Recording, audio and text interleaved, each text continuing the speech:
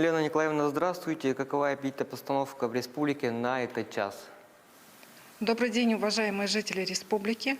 По данным Управления Роспотребнадзора, в республике выявлен 291 новый случай коронавирусной инфекции.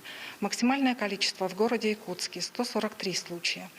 18 случаев в Мирнинском районе, 15 случаев в Нерюнгринском, по 14 случаев в Ленском, Мегино-Кангаласском, Устьялданском районах, 11 случаев в Хангаласском, по 10 случаев в Алданском и Ваймиконском районах. В Булунском районе 8 случаев. От 1 и до 6 случаев зарегистрировано в 9 районах республики.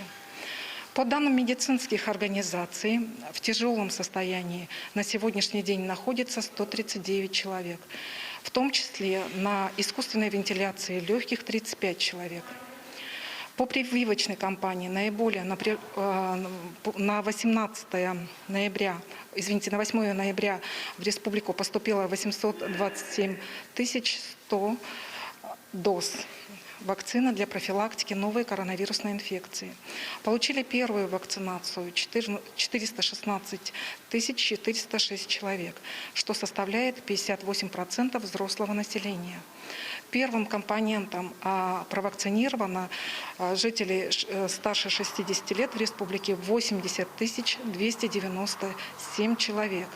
Ревакцинацию прошли 34 916 человек. Лена Николаевна, спасибо большое.